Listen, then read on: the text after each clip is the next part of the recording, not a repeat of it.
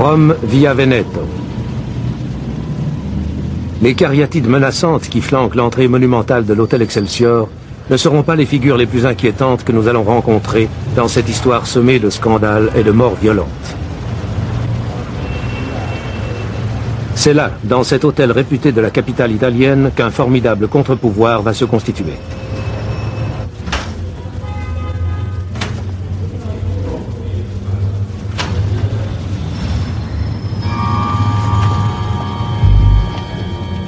Les hommes les plus influents du monde politique et économique fréquentent les lieux.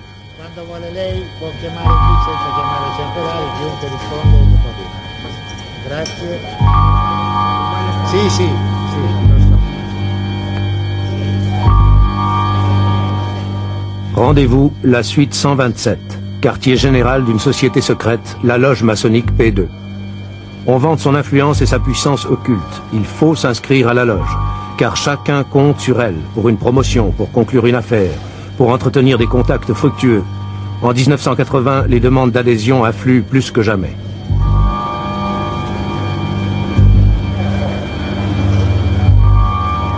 Son chef, Licio Gelli, maître vénérable, un industriel du textile qui a accumulé une fortune colossale et qui sait attirer les plus hauts appuis.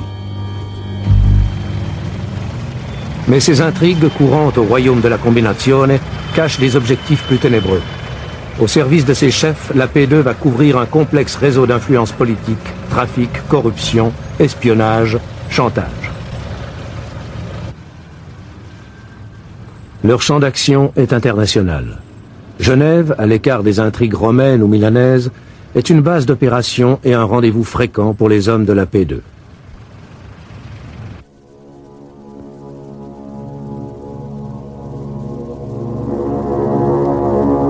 Pénitencier d'Otisville, New York. Michel Sindona. Son empire bancaire s'est effondré. Il est condamné à 25 ans pour escroquerie. Lui qui fut la gloire de la finance italienne, le sauveur de la lire.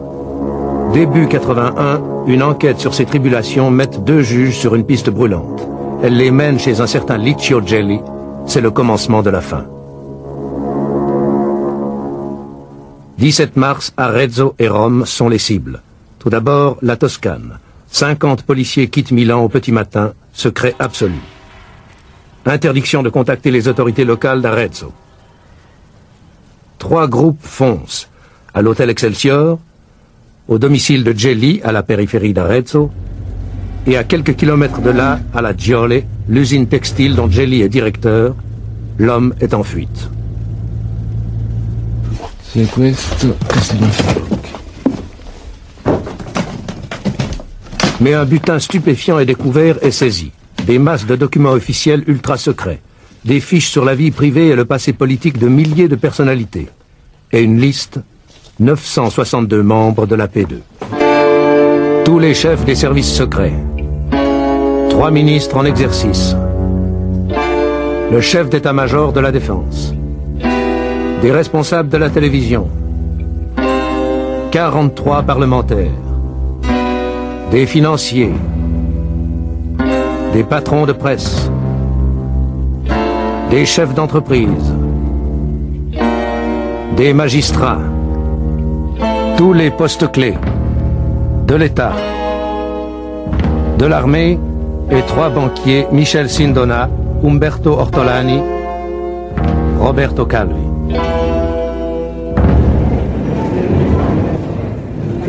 L'Italie est en ébullition. Les accusations, réelles et imaginaires, pleuvent sur la P2 qu'on dit préparer un coup d'État. Le gouvernement est emporté par la tempête. Giovanni Spadolini est chargé de dénouer la crise. Chose jamais vue en Italie, le nouveau Premier ministre n'est pas démocrate chrétien. Les têtes tombent, la loge P2 est interdite par le gouvernement. Le Parlement nomme une commission d'enquête pour examiner les implications politiques de la P2. Parallèlement, des poursuites pénales sont engagées contre le noyau central de la loge, une vingtaine d'hommes parmi les plus compromis, dont Gelli et Ortolani en fuite en Amérique du Sud et en Suisse. La commission parlementaire est présidée par une femme, la démocrate chrétienne Tina Anselmi. Allora connotazione, o nei colloqui con Gelli stesso. Un circuit de télévision interne permet à la presse de suivre les auditions de la commission. Elle siège depuis 2 ans, le mardi et le jeudi. Ce jour-là, 4 responsables francs-maçons sont interrogés. Il y a 350 ans, dans ce palais de San Macuto, Galilée était jugé par l'Inquisition.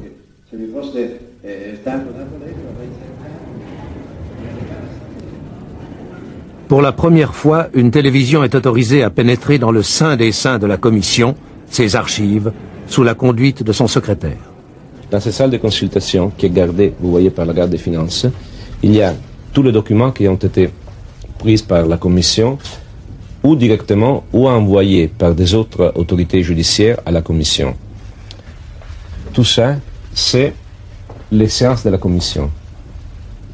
Les jaunes sont toutes les séances de la commission avec les personnes qui ont été interrogées par la commission, et c'est les comptes rendus scénographiques de la commission. Les autres, les grilles, ce sont les documents que vous voyez. Le total de documents, c'est 300 000 pages de documents qui peuvent être consultés et lus seulement par les membres de la commission et les membres du staff qui travaillent avec la commission.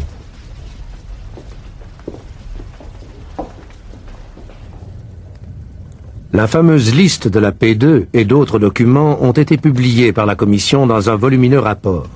La liste est incomplète, sa numérotation est fragmentaire. En réalité, on estime que Gelli avait autorité sur 2 à 3 000 frères. Mais qu'est-ce que la P2? L'origine della P2 è quella di essere una loggia segreta, coperta. L'origine de la P2, c'est d'être une loge secrète, couverte, une émanation du Grand Orient. Il y a des rapports contradictoires entre la maçonnerie et la P2.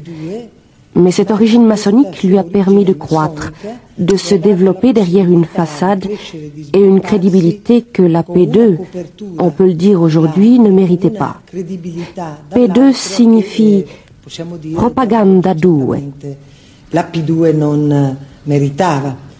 P2 infatti significa loggia propaganda 2 ed è appunto una loggia segreta. C'est une loge secrète, couverte, qui réunissait les personnes les plus importantes qui, justement parce qu'elles étaient importantes, demandaient à rester inconnues des autres frères maçons.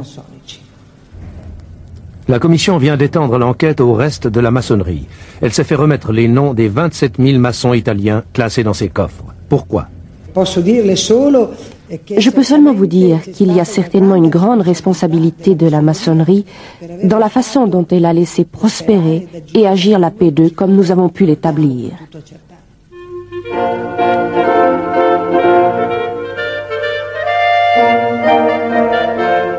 Reste à examiner s'il y a des connexions douteuses entre la P2 et l'ensemble de la maçonnerie.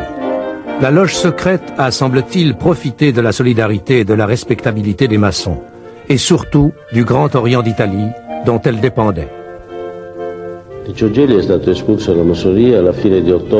Licio Gelli a été exclu de la maçonnerie à fin octobre 1981 et expulsé définitivement après le rejet de son recours. Quels sont les motifs? Il y en a 2 principalement. D'abord, d'avoir accordé une interview au Corriere della Sera sans l'autorisation du grand maître, celle où il se définit lui-même comme le marionnettiste.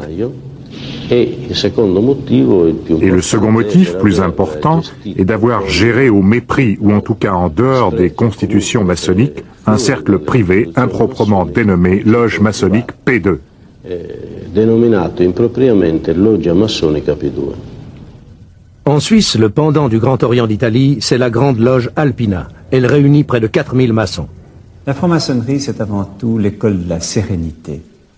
Le franc-maçon se retire loin du tumulte du monde pour découvrir ce qu'il est par rapport à l'immensité de l'univers et par rapport à l'éternité.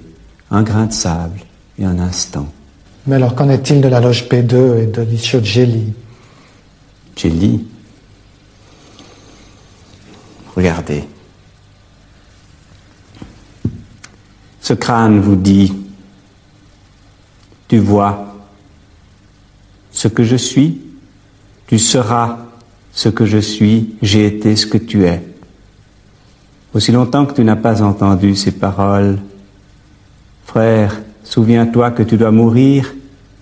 Tu n'es qu'un pèlerin mélancolique qui erre sur la surface de la terre assombrie. Où est la place dans ces considérations pour des questions d'ambition personnelle ou de privilèges de fortune? Ces considérations sont totalement étrangères à l'essence de la franc-maçonnerie. Vous ne connaissez donc pas Gelli?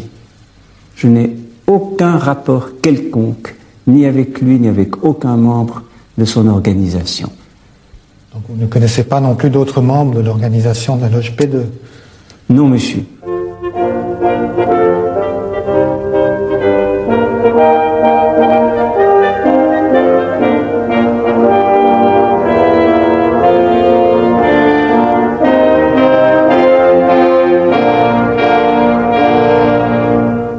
Quel est le danger que représente la P2 au sein du pouvoir italien, de l'État italien?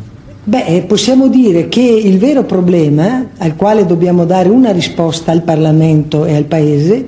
Eh bien, nous pouvons dire que le vrai problème auquel nous devons apporter une réponse au Parlement et au pays est de vérifier si la P2, dans son fonctionnement, dans ses rapports avec la finance, la politique, les services secrets, le monde de la presse et des moyens de communication, a pu développer un pouvoir tel qu'il a corrompu ou réduit le pouvoir légitime, tel qu'il repose sur le consentement des citoyens et sur le rôle des institutions. C'est ça la réponse politique que nous devons apporter. 2 août 80. Attentat à la gare de Bologne, 85 morts. En 82, un Italien en prison à Genève déclare avoir les preuves que Gelli et la P2 ont commandité l'attentat. Mais ces documents sont faux et il se rétracte. Il affirmera avoir été payé par les services secrets italiens. Curieusement, c'est Rome qui paie sa caution. Que cache cette intrigue qui implique des juges italiens venus enquêter illégalement à Genève? Le terrorisme fait-il le jeu de la P2? La stratégie de la PD, c'était une stratégie qui avait besoin du terrorisme. C'est-à-dire, avec le terrorisme, on pouvait demander un changement autoritaire de l'État. Alors, plus terrorisme, plus assassination de Moro et d'autres gens, et plus c'était possible une gestion de l'État autoritaire, un changement de l'État en sens autoritaire. Par contre, vous ne croyez pas beaucoup à la thèse du coup d'État?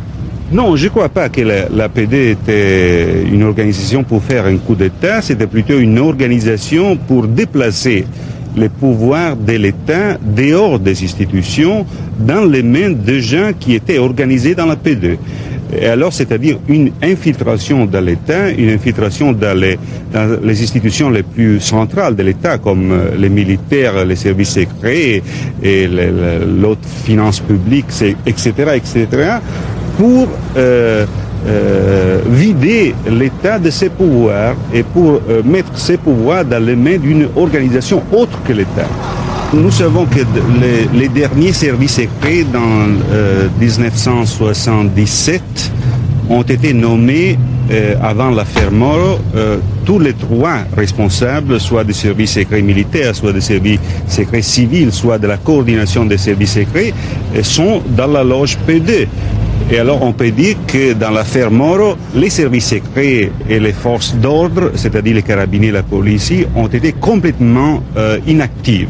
Nous savons que d'autres gens qui ont fait des enquêtes sur l'affaire Moro pendant les jours dans lesquels il était dans les mains des Brigades Rouges sont de la PD. Et nous avons beaucoup des événements, des histoires dans l'affaire dans laquelle nous retrouvons des gens qui sont PD. Nous pouvons dire que Gelli est certainement un personnage qui a eu un grand rôle dans la P2. Nous sommes cependant nombreux à penser qu'il ne peut pas être le véritable chef de la P2. On a parlé du rôle d'un ministre notamment. Gelli a avuto vari ruoli. Gelli a eu plusieurs rôles. Il a eu certainement un rôle de relations publiques. Il est très fort dans ce domaine. Il a eu un rôle dans d'autres domaines aussi. Mais surtout si nous considérons certains rapports avec le monde politique, disons mieux avec les problèmes politiques, avec les problèmes financiers, nous ne croyons pas que les aptitudes et les qualités de Gelli soient suffisantes pour remplir ce rôle. Non crediamo che le attitudini, le qualità di Gelli fossero sufficienti per svolgere questo ruolo. En 1936, Mussolini envoie des troupes en Espagne appuyer le général Franco. Licio Gelli a 17 ans. Il est trop jeune, alors il falsifie ses papiers pour aller se battre comme volontaire dans un bataillon de chemises noires. À son retour, il retrace ses hauts faits dans un livre, Fuoco, tiré à 500 exemplaires. Mais ses études sont médiocres et il doit les interrompre après une bagarre politique avec son proviseur. Puis, c'est la guerre, et il est mobilisé sur le front yougoslave. Tout cela est décrit dans un livre de Gianfranco Piazzesi. Ancien directeur de journal, il a été mis à la porte sur intervention de Gelli pour avoir remué un passé trop nauséabond. En 1943, Gelli refuse l'armistice. Il se rallie à la République de Salo. Dopo ritorna alla fine nel 1943, l'ultimo anno di guerra in Italia. Ensuite, en 1943, dernière année de guerre en Italie, il revient à Pistoia, sa ville natale, comme officier de liaison entre l'armée allemande et les militaires républicains. Il est l'unique Italien en uniforme allemand à Pistoia. In divisa germanica nella che abitava a Pistoia.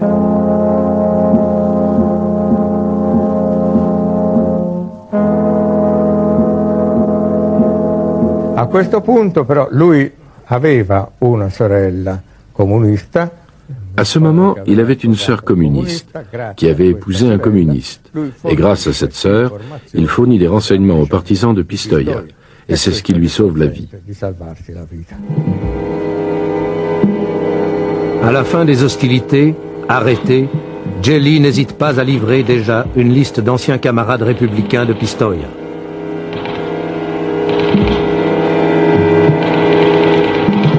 Subito dopo il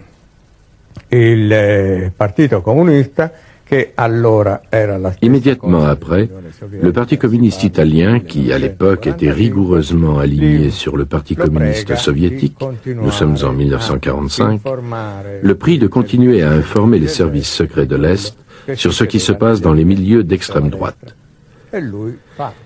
Et lui, il poursuit cette activité au moins jusqu'au milieu des années 50. Gelli, toute sa vie, a toujours joué sur deux tableaux. D'abord, il a été fasciste et communiste, ensuite communiste et démocrate chrétien, et enfin démocrate chrétien et franc-maçon. Le pouvoir de Gelli a commencé à la fin des années 60, quand un des chefs des services secrets, M. Allavena, qui était dans une position centrale des services, a amené des dossiers secrets, des dossiers sur milliers de personnes en première position en Italie, qui a porté ça en dot à Gelli comme un instrument de ricatto, de chantage. Et on sait ça parce que on sait que Gelli a une archive. Cette archive maintenant c'est dans l'Uruguay. L'État italien a obtenu une petite partie de cette archive, et dans cette petite partie de cette archive, on trouve de la documentation qui vient des archives des CIFAR. CIFAR, c'était les services secrets italiens à la fin des années 60, et M. Allavena, le colonel Allavena, venait du CIFAR. Ça a été donc prouvé. Oui, ça a été prouvé. Ça a été prouvé. Alors, c'est clair que ça, c'est les commencements du pouvoir des chantages de Gelli vers la classe politique italienne.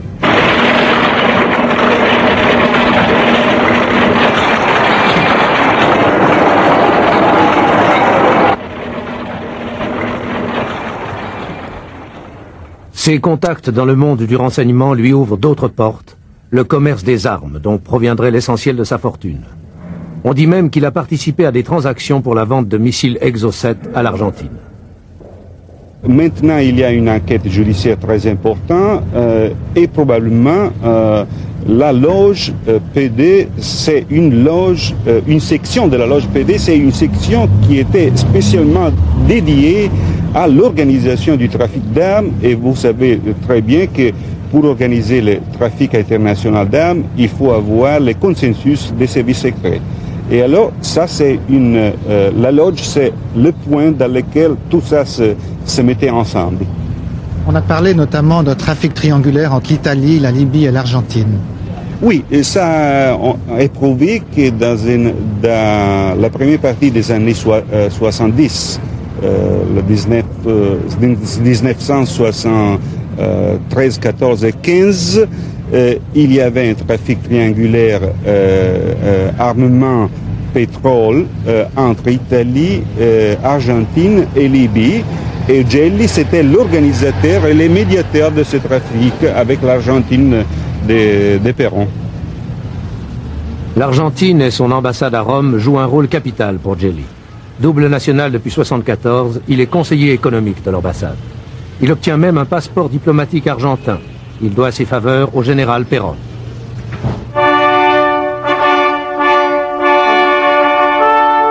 À la mort de Perón, il s'appuiera sur le sinistre José López Rega, puis l'amiral Massera, tous deux de la P2. En Italie, on voit Gelli avec tout le monde, avec le pape Paul VI, avec le président Giovanni Leone, avec le premier ministre Giulio Andreotti, que certains soupçonnent d'appartenir à la P2. Des relations qui ouvrent toutes les portes à Gelli et qui lui permettent d'accéder aux affaires les plus fructueuses. Certainement, Gelli a fait de grandes affaires. Il a commencé en vendant des chiffons et aujourd'hui sa fortune dans le monde entier, y compris dans les banques suisses, se chiffre en millions de milliards de lire. Mais le scandale P2 éclate. Gelli se réfugie en Amérique du Sud. Les accusations pleuvent sur lui. Conspiration contre l'État, espionnage politique et militaire, association de malfaiteurs et autres accusations de caractère politique. À quoi s'ajoutent des délits de droit commun, trafic d'influence, dénonciation calomnieuse, escroquerie et participation à banqueroute frauduleuse pour avoir touché des fonds du banquier Roberto Calvi. C'est au siège de l'UBS à Genève que Gelli a déposé une partie de sa fortune. Sur 7 comptes numérotés, plus de 100 millions de dollars. C'est là qu'il se fera piéger. L'inspecteur qui l'a arrêté, Gérard Kuchen, ne veut pas montrer son visage, mais il raconte, pour la première fois. Le 13 septembre 1982, en fin de matinée, c'est monsieur le juge Foy qui m'a téléphoné pour m'aviser que monsieur Berlusconi, procureur général du Tessin, avait une information comme quoi un nommé Ricci devait se présenter dans un établissement bancaire de la place à 15 heures. Et ce personnage, selon toute vraisemblance, devait s'agir du nommé Gelli. Monsieur Berlusconi s'occupait de l'instruction de l'affaire Carboni. L'affaire Carboni est donc une affaire en parallèle avec celle de Gelli. Donc on peut supposer que les informations viennent de ce côté-ci. Il était annoncé pour 15 heures et en fait, celui-ci est arrivé peu après 14 heures. Ce monsieur Ricci a été mis dans un petit salon pour patienter et c'est ainsi que je me suis trouvé nez à nez avec le personnage en question.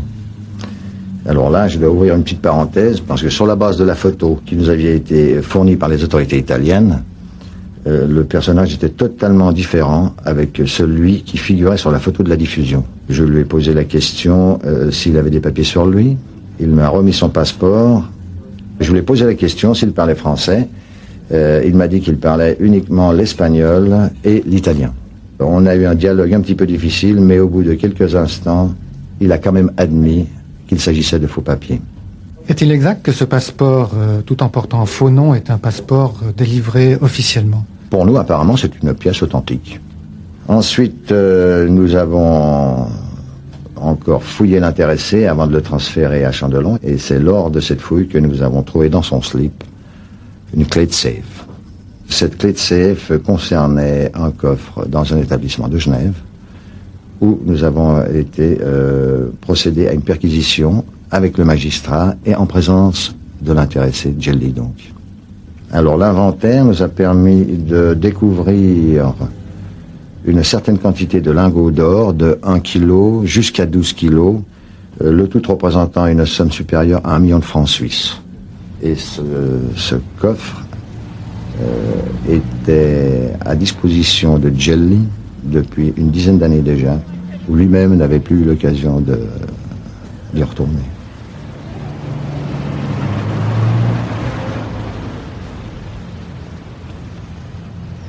Ce qui est drôle, c'est qu'une institution comme l'Union des banques suisses, qui est une institution très importante, très forte,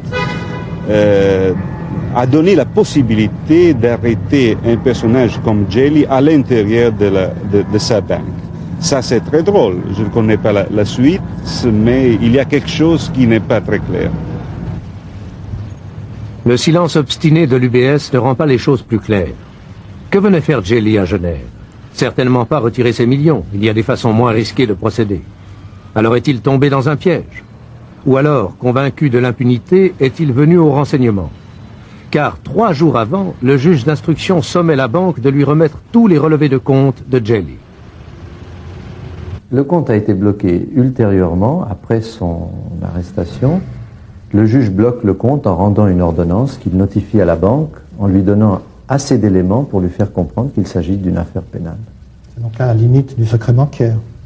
En ce qui nous concerne en Suisse, la limite du secret bancaire, effectivement, se trouve lors du début de la découverte d'éléments qui permettent de croire qu'il y a une infraction pénale. Et quels étaient ces éléments qui permettaient de croire à cette infraction? Il y avait l'allégation que certains fonds étaient de provenance douteuse et nous avions le devoir de faire une enquête à ce sujet. Avez-vous pu vérifier l'origine de ces fonds? Pour une partie des fonds, on a pu retracer leur origine en remontant jusqu'à la source. Pour une autre partie, cela n'a pas été possible au vu des informations qui étaient en notre possession, mais les fonds sont restés bloqués. Ces fonds provenaient du Banco Ambrosiano? Je ne peux pas répondre. Est-ce qu'ils étaient d'origine délictueuse? Je ne peux pas vous répondre non plus. Tout ce que je peux vous dire, c'est que ces fonds n'ont pas été libérés, malgré que les avocats de Gelli en aient fait la demande.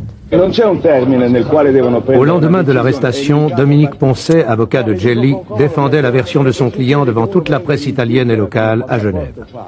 L'argent saisi ne provient pas de la banque Ambrosiano, affirmait-il. Aujourd'hui, il ne veut plus parler. L'Ambrosiano, c'est la banque dirigée par Roberto Calvi, la plus grande banque privée d'Italie, qui s'est effondrée 3 mois avant. Mais les communiqués du procureur du Tessin qui a lancé l'enquête en Suisse contredisent l'avocat. Les recherches judiciaires à l'UBS ont bien pour but de retrouver des fonds disparus de l'Ambrosiano. Alors, qui a mis le procureur Bernasconi sur la piste de Gelli? Le procureur se tait, mais plusieurs hypothèses sont avancées. Probablement, il s'agit d'un règlement de compte à l'intérieur de l'affaire P2. Entre qui et qui? Bon, à la tête de P2, il y a Gelli, Ortolani et des autres gens. Alors on peut dire que dans un nombre de 5-6 personnes, probablement il y a une information qui est passée à l'autorité suisse, à l'autorité internationale de police. Il ne fait guère de doute que c'est Roberto Calvi qui a fait verser des sommes importantes sur les comptes de Gelli à l'UBS. Le président du Banco Ambrosiano aurait ainsi payé Gelli pour la protection politique dont il avait besoin pour mener ses affaires financières louches. L'argent a transité par le réseau inextricable de sociétés montées par Calvi à l'étranger pour camoufler des mouvements de fonds colossaux et illégaux. Une banque à Lugano, la banque du Gothard. Une holding au Luxembourg. Des filiales aux Bahamas, au Nicaragua, au Pérou. Des dizaines de sociétés fantômes au Panama, au Luxembourg, au Liechtenstein. De Milan, des centaines de millions de dollars ont suivi un itinéraire compliqué vers les banques latino-américaines avant de se perdre dans les méandres des sociétés de Panama et de revenir financer les affaires clandestines de Calvi. Quand tout est découvert, le trou est gigantesque dans les comptes de la banque. 1,3 milliard de dollars.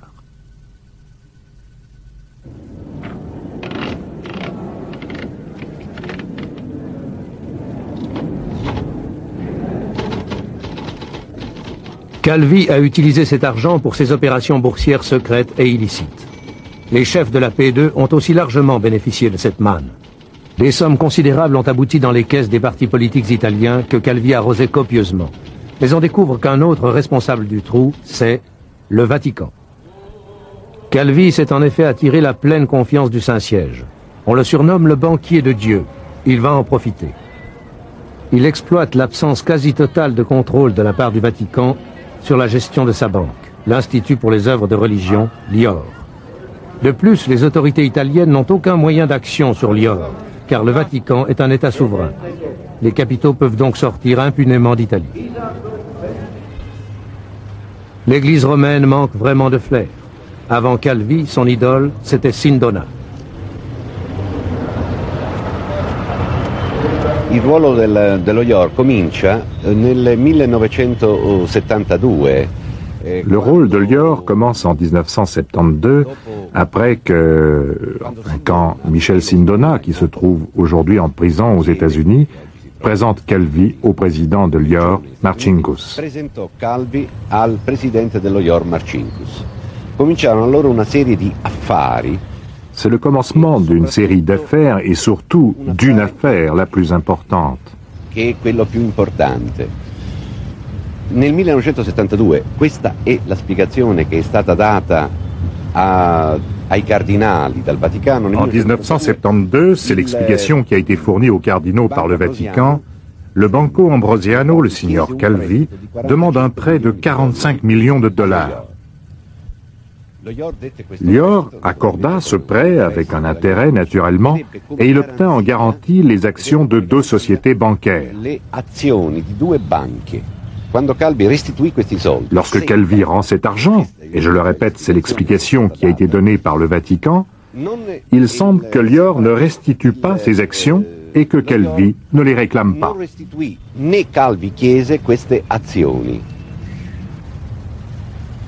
La Banque du Vatican reste donc actionnaire de ces sociétés.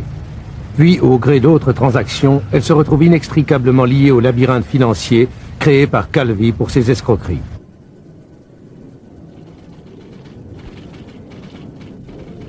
Deux commissions d'enquête sont nommées pour débrouiller cet écheveau. Dans l'une, le Suisse Philippe de Weck, ancien PDG de l'UBS, muet comme un coffre-fort. À la tête de l'IOR, l'archevêque américain Paul Marcinkus. Il est subjugué par Sindona et Calvi. Difficile de dire s'il a joué leur jeu par inconscience ou délibérément dans l'intérêt financier de l'Église. Marcinkus, qui dit vouloir retourner dans sa ville natale de Chicago, est-il un homme fini? Finito. Nella Chiesa... Fini, dans l'Église, personne n'est jamais fini.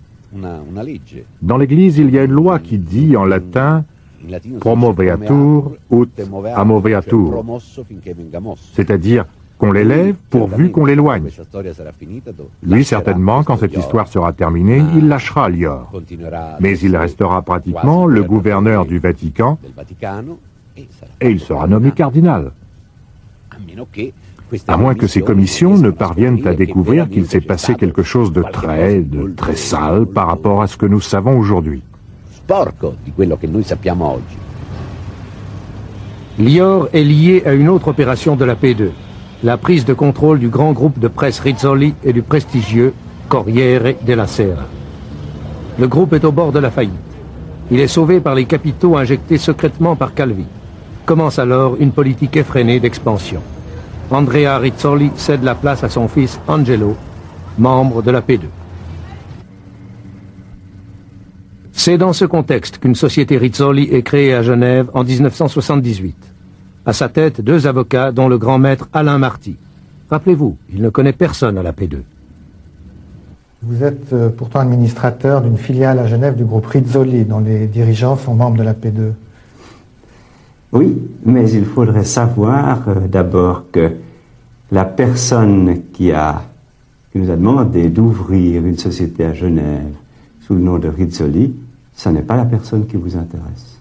C'est son père, lequel est décédé depuis lors, et à la faveur d'une assemblée générale qui est intervenue après son décès, nous avons constaté que la personne qui venait représenter ses actions les représentait tout d'un coup au nom du fils, qui vous intéresse lui, et d'une banque qu'il est inutile de nommer, que vous avez deviné. Qui est donc la Banque Ambrosiano. Le groupe est placé sous tutelle judiciaire et en février 83, ses 3 dirigeants sont arrêtés pour banqueroute frauduleuse. Angelo Rizzoli, son frère, et le directeur général Bruno Tassandin, lui aussi inscrit à la P2. Ne pensez-vous pas que vous avez pu être, en tant qu'avocat réputé à Genève et en tant que franc-maçon, utilisé à votre insu par le groupe de la P2 dans le groupe Rizzoli? Absolument pas, parce qu'en réalité, c'était pas mon client. Mais on sait maintenant que la P2 avait le contrôle effectif du groupe Rizzoli depuis 1977, donc avant la création de cette société à Genève. À l'époque où nous avons vu pour la première fois quelqu'un de ce nom à Genève, c'était feu M. Andrea Rizzoli, et non pas son fils. À noter quand même que c'est le père, Andrea Rizzoli, qui a introduit Ortolani, le financier de la P2, dans le groupe. Aujourd'hui, le Corriere est à vendre.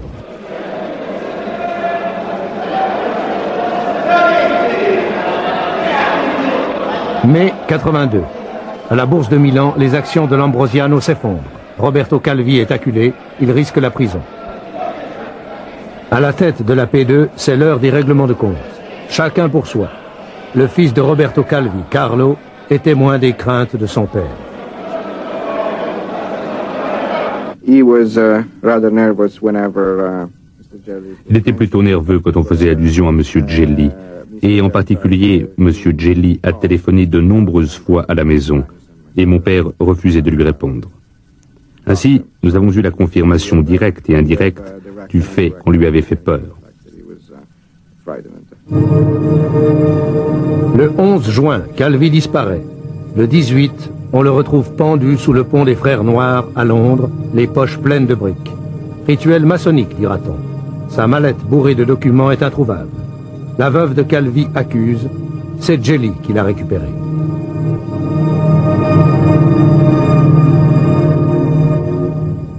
Hans Albert Kunz, un homme d'affaires genevois, a organisé le séjour de Calvi à Londres à la demande de Flavio Carboni. Kunz refuse toute interview, mais il nous a écrit « Je ne connais pas Gelli. J'étais en relation avec Carboni. Mais en affaires, on ne peut pas toujours distinguer les moutons noirs des blancs. » À Vesna, près de Genève, où il habite, Hans Albert Kunz croise souvent un voisin. Seule une route étroite sépare leurs deux villas. Il l'aperçoit aussi parfois dans des réceptions mondaines. Un personnage illustre, un de plus, qui apparaît dans cette affaire. Le prince Victor Emmanuel de Savoie, prétendant au trône d'Italie. Installé à Genève, à l'abri des regards indiscrets, le prince est aussi dans les affaires. Et tout près de Calvi, son nom figure dans la liste de la loge P2. J'ai jamais été membre de cette loge et je vais vous expliquer pourquoi je figure sur le grand livre ou le registre, comme vous dites, de la P2. À l'époque, je travaillais en Iran avec beaucoup d'entreprises italiennes et j'ai connu Gelli ici à Genève et il voulait faire de la promotion en Iran. Et comme j'avais déjà promu beaucoup d'affaires italiennes en Iran, je l'ai connu, il est venu, je ne vous cache pas du tout, je l'ai connu, nous avons dîné 2 ou 3 fois ensemble, et il m'avait proposé certains groupes italiens pour l'Iran. Or, il s'est avéré que les affaires n'ont pas marché parce que n'ont pas marché, parce que ça arrive toujours. Et ça s'est arrêté à peu près à ce moment-là. Comment expliquez-vous la présence de votre nom sur cette liste alors? Oui, justement pour ça. Parce que je crois que c'était plutôt un carnet d'adresses presque, pour pouvoir me retrouver, pour pouvoir parler, pour pouvoir dire qu'il avait fait des affaires non faites, au fait, avec moi. Et avez-vous été en relation d'affaires avec d'autres membres de la P2, Ortolani, Roberto Calvi? Oui. Attention. Ortolani, oui. parce qu'à cette époque, il était presque le secrétaire de Gelli, et je l'ai rencontré ici, toujours à dîner, dans des restaurants à Genève, mais Calvi, ça n'avait rien à voir avec, parce que Calvi, c'était, je l'ai connu avant, et c'était quand même un banquier qui travaillait beaucoup, d'ailleurs, avec les banques genevoises. Et je l'ai connu dans l'ensemble des banquiers genevois. Pas de doute, le climat de Genève profite aux hommes de la P2. Ortolani y achète appartements, villas, bureaux luxueux. Il disparaît à la mort de Calvi. Arrêté au Brésil, il est relâché grâce à un passeport brésilien. À Genève, son amie reste muette. 3 mois après la mort de Calvi, Gelli tombe à son tour et il se retrouve à la prison de Chandelon à Genève. Une prison contestée qui a déjà connu bien des problèmes.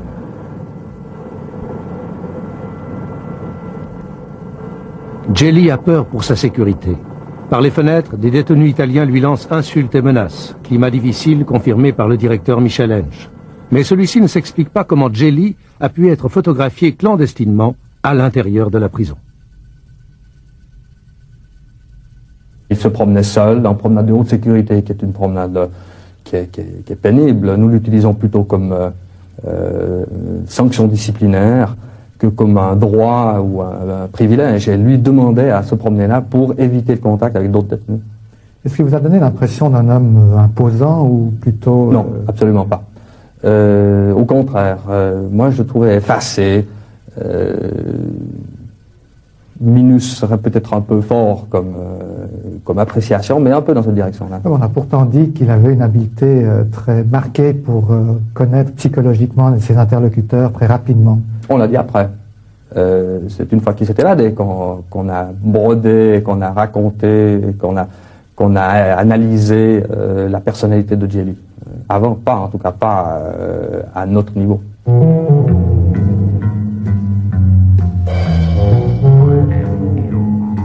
Un Minus, le maître vénérable de la P2.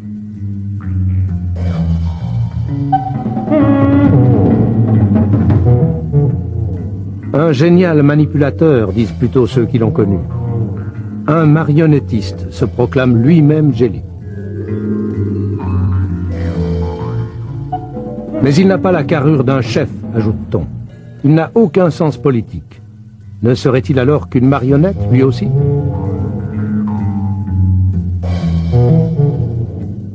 Cellule 151.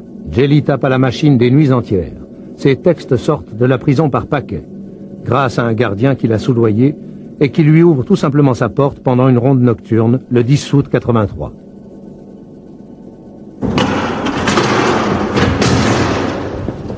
C'est trop simple. Personne n'y croit. Alors nous avons reconstitué la fuite de Gelli pas à pas dans les couloirs de la prison. Suivez-nous.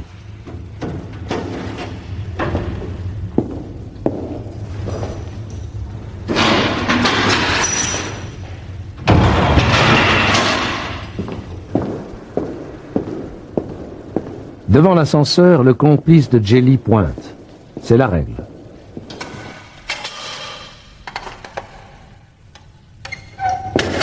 Il est 2h43.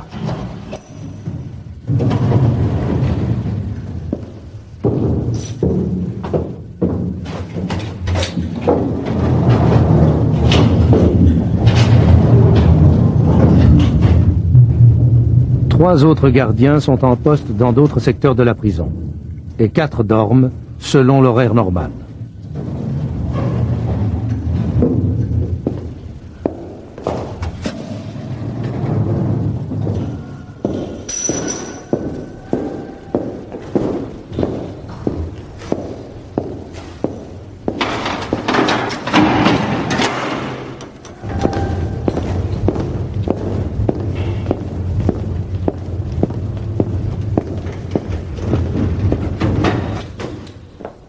Les 2 hommes traversent toute l'aile nord de la prison.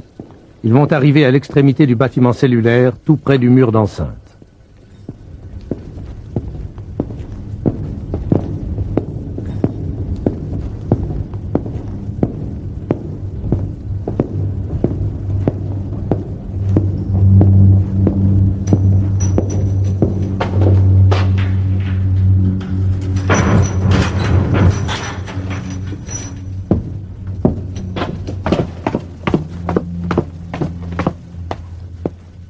Jelly reste seul.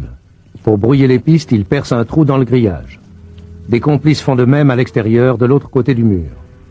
Mais une ronde de police découvrira ce trou un peu plus tard et alertera la prison.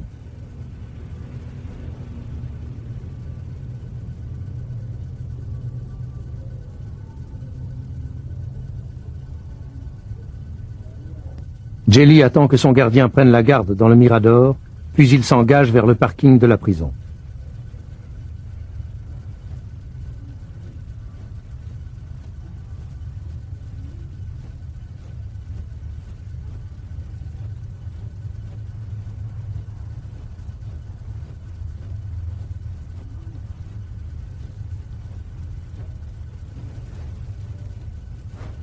Il se faufile sous un dernier grillage et il se cache dans la camionnette du gardien. Au matin, dans la cellule de Jelly, la relève ne trouve plus qu'un mannequin, une seringue, un tampon d'éther. Une fois l'alerte donnée par la police, pourquoi est-ce qu'il ne se passe rien à la prison? Alors, le gardien qui est à la centrale téléphone, qui est en même temps le synoptique, reçoit l'appel de la police et il a une première bonne réaction, c'est-à-dire qu'il informe immédiatement ses collègues qui sont dans les deux miradors. Parce que nous n'avons pas vécu d'autres évasions, de nuit en tout cas, que par les fenêtres. Et depuis que nous surveillons en permanence les façades, nous n'avons plus eu d'évasion la nuit. Donc, dans son idée, c'est la seule possibilité. Il fait donc contrôler les façades et on lui répond que les façades sont en ordre. Alors, ensuite, et c'est là qu'il y a négligence, la négligence dont la presse a parlé, c'est qu'il néglige d'informer son supérieur hiérarchique qui, à ce moment-là, est au repos de manière parfaitement légitime, selon le programme de la nuit. Mais pas de fouille systématique, donc? Non. Et précisément, si le chef avait été réveillé, il y aurait eu fouille. Il y aurait eu des recherches plus importantes. Et pourtant, la police a appelé à plusieurs reprises par la suite. Et il se trouve que c'est chaque fois le même gardien qui a reçu ce téléphone et qui n'a pas eu cette réaction dont on se demande pourquoi il ne l'a pas eu, précisément. Est-ce qu'on ne peut pas parler de choses plus graves qu'une négligence, en l'occurrence? Je suis convaincu que non. À mon sens, c'est une négligence et il n'y a rien d'autre de caché là-dessous. À 7 heures du matin, fin d'une longue attente, le gardien termine son service. Mais c'est l'imprévu. Alors il semble effectivement que la camionnette du gardien soit tombée en panne, soit parce qu'il s'agissait effectivement d'une vraie panne, soit parce que le gardien était à ce point anxieux et crispé qu'il n'arrivait plus à mettre son véhicule en marche, mais toujours est-il qu'il semble bien que deux autres gardiens aient dû aider à pousser la camionnette pour la faire démarrer.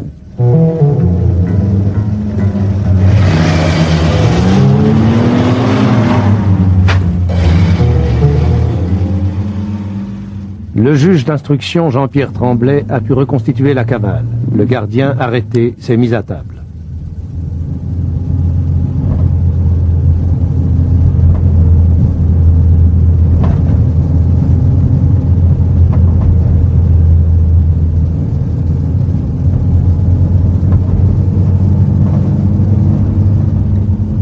La frontière française est atteinte en quelques minutes, franchie sans encombre. L'alerte est donnée à 7h30. Trop tard.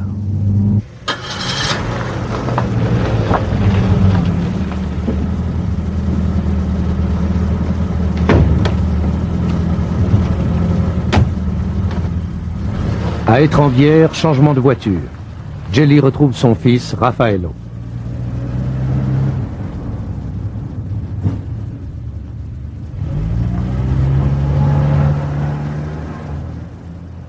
Direction aérodrome d'Annecy où un hélicoptère conduit les fugitifs à Monaco. C'est là que se perd la piste suivie par le juge Tremblay.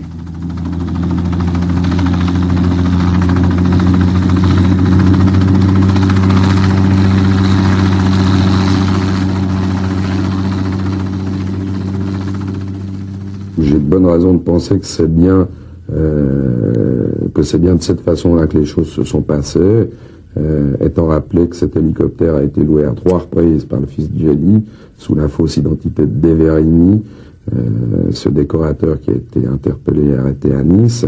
L'hélicoptère a été loué tout d'abord une première fois les 21 et 22 juin pour une opération de reconnaissance, puis pour les 27 et 28 juin, l'opération a été annulée, et enfin, pour les 9 et 10 août où l'opération s'est faite.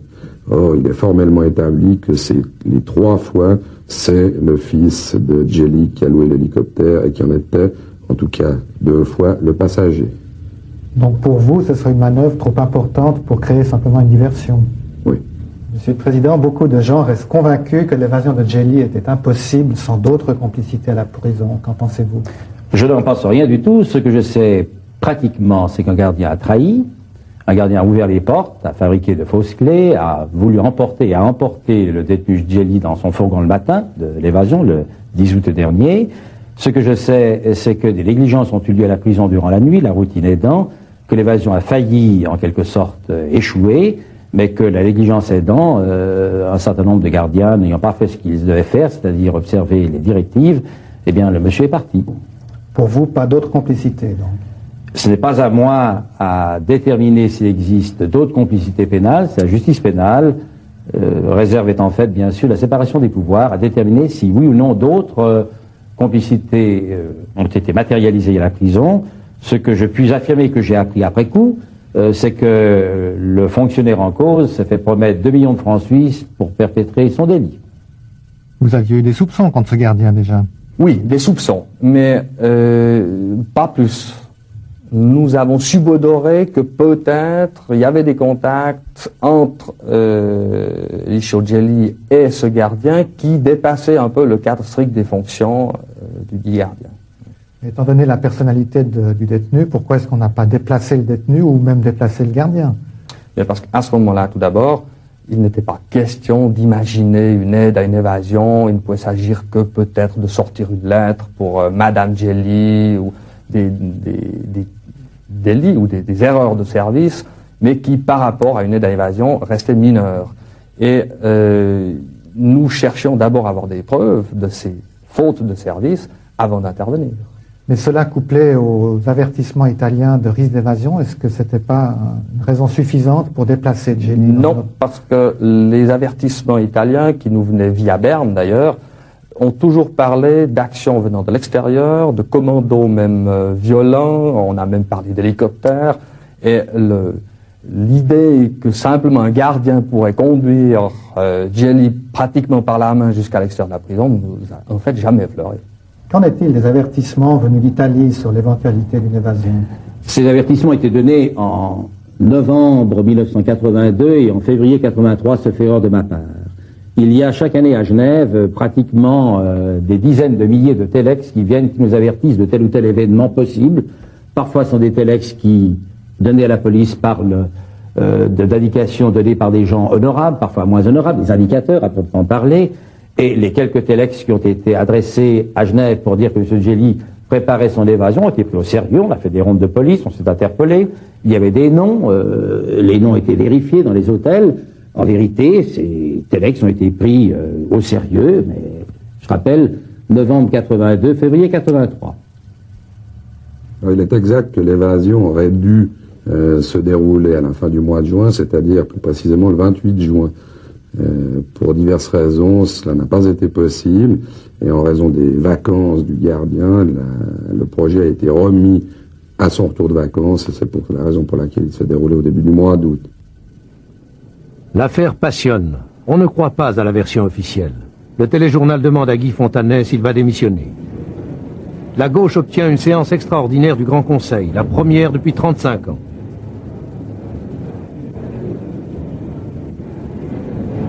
Le directeur de la prison doit partir, clame la gauche. Exploitation électorale, répond la droite. Traitement de faveur, sollicitude capillaire, lance le doyen Jean Vincent. Il fait allusion aux cheveux teints de Djeli. Une commission parlementaire d'enquête est décidée. La majorité juge insuffisantes les explications de Guy Fontanet, qui souligne qu'il n'est pas seul en cause. Est-ce qu'on aurait pu imaginer un transfert de Djeli dans une autre prison suisse? Tout à fait. Le tourisme pénitentiaire est un tourisme qui se fait souvent, mais M. Djeli était sous la responsabilité de la Confédération et la Confédération n'a pas voulu le faire.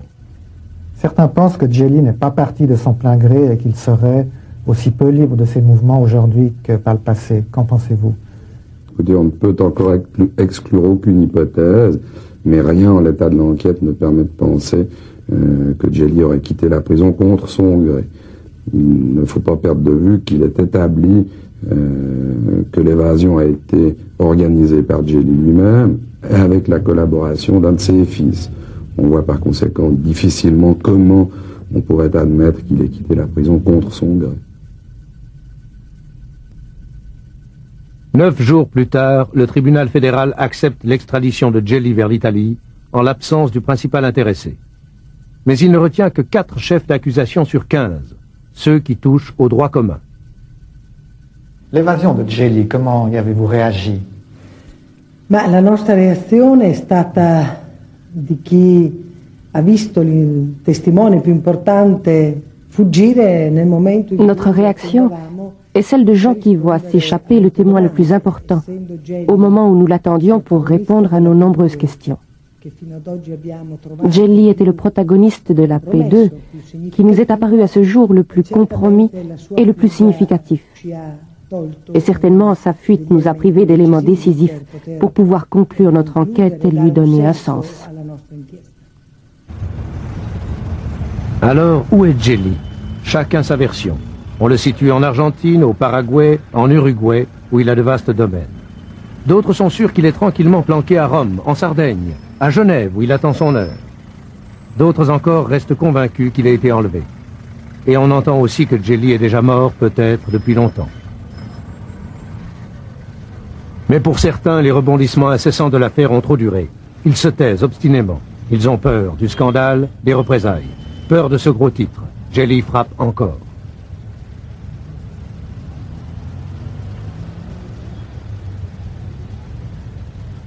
Nous sommes convaincus que la P2 est encore vivante, qu'elle bouge, qu'elle agit, qu'elle se défend.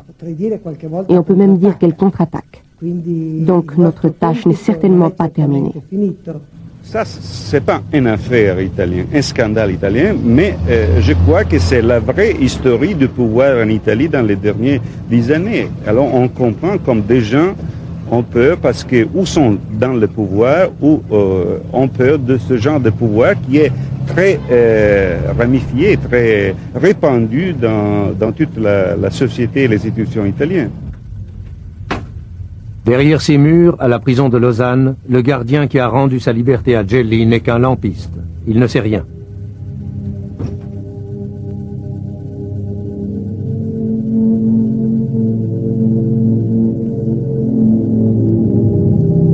Les juges et les enquêteurs, en Suisse, en Italie, ne détiennent que des bribes de vérité. Les députés de la commission P2 sont freinés par les pressions politiques. Toutes les compromissions n'ont pas été découvertes, tous les noms ne sont pas apparus en plein jour. Et la grande réussite de Licio Gelli, c'est que personne ne semble vraiment pressé de le retrouver, lui et ses redoutables secrets.